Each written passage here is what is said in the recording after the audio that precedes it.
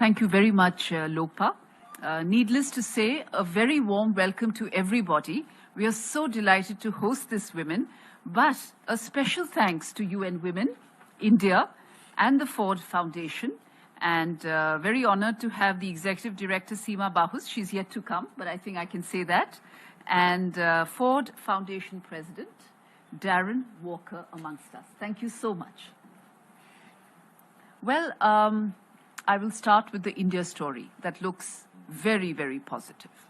And let me say that under the leadership of the Honorable Prime Minister of India, you would recall, many of you, that India's G20 presidency had ushered in a new era of empowerment with a profound focus on women-led development. Now, this is the change. This is development and growth being led by women in India.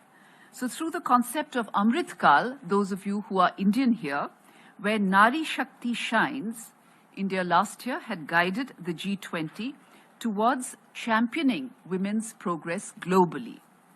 Our presidency of the G20 had ensured 6 impactful international conferences and facilitated 86 virtual meetings, becoming a beacon of hope for gender equality. Now, colleagues, many of you know that Prime Minister Modi has a vision for a fully developed India, or a Vikasit Bharat, by 2047. So India aims for Vikasit Bharat by 2047, necessitating the full and equal participation of women. The government of India recognizes the immense power through women's meaningful participation, shifting from women's development, as I've already said, to women-led development. We hope to ensure that women will lead the way. Women will lead the way to a developed nation as contributors. Now, this is very important, as contributors, rather than passive recipients of development benefits. Accordingly, a multifaceted strategy is being implemented to empower women by addressing their health, safety, education, employment, and entrepreneurship. The full spectrum, so to speak.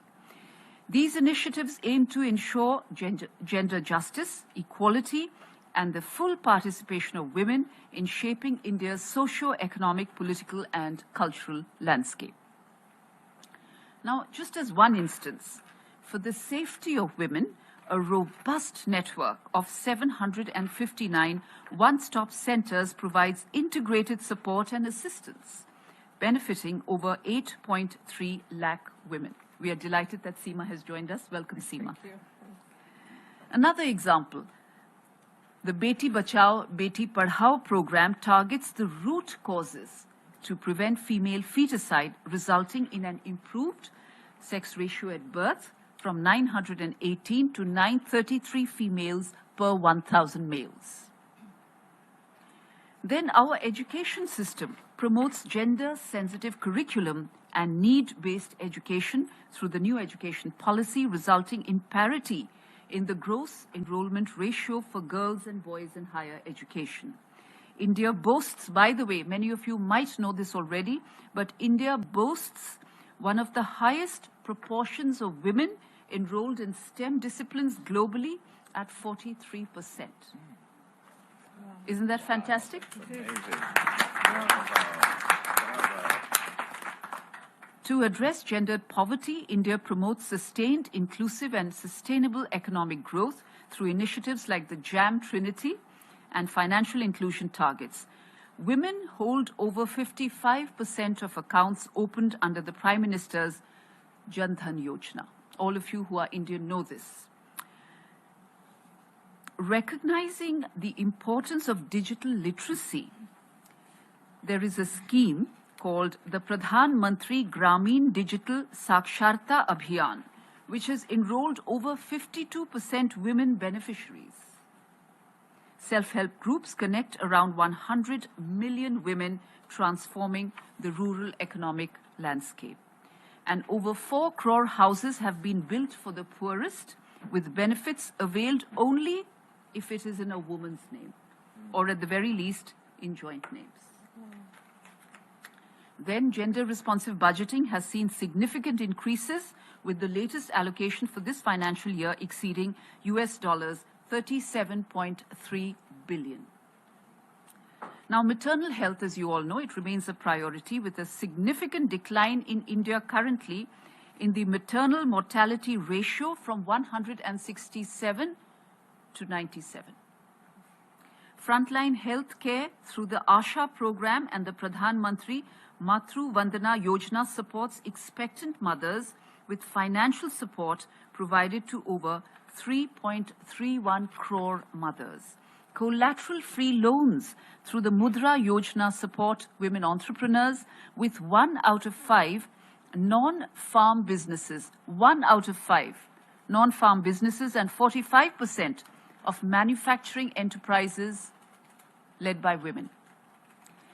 The Stand Up India and Startup India schemes have benefited women entrepreneurs with 10% of funds reserved for women-led startups. India has also provided access to clean cooking fuel for 10 crore households, safe tap water for 14 crore households, and we have constructed over 13 crore household toilets, reducing time, poverty, and the care burden on women. So I just want you to appreciate the scale and the speed as well with which all of this has been delivered. Sanitary napkins are now 100% tax exempt and sold through government stores at ₹1 per pad, enhancing accessibility. And turning to the presence of elected women representatives, we boast over 14 lakh elected women representatives, making up 46% of the total representatives in panchayats and municipal corporations. This is at the grassroots level. And further on, the Women's Reservation Bill 2023, which is last year, reserves 1/3 of seats for women in the Lok Sabha and state assemblies, empowering women leaders from panchayats, which is the grassroots level, to the parliament at the center. And that is not all. Our women today, women in India today are conquering the skies. India has 15% women pilots in civil aviation, which is significantly higher than the global average of 5%. How about that? Patent filings by women has also increased by more than 500 times since 2014-15, from 15 in 2014-15 to 7,698 in 2022-23. And to add to that, there are over 67,000 women directors across over 55,000 startups. So at the very least, our women are not lagging behind as far as being entrepreneurial is concerned, and the numbers are growing every day. But we will not stop here. We have miles to go to realize the dream of a developed India. We envision an India where women are self-empowered and not dependent on anyone, where she can make independent decisions and take risks without fear. So I think I should stop here, but I do hope that the panel discussion will generate a wonderful conversation as well as subsequent cooperation to take decisive action towards women's leadership in development. I look forward to hearing the experiences of all of you and the other women leaders who have all of you graced us with your presence. Thank you very much, and back to you, Lopa.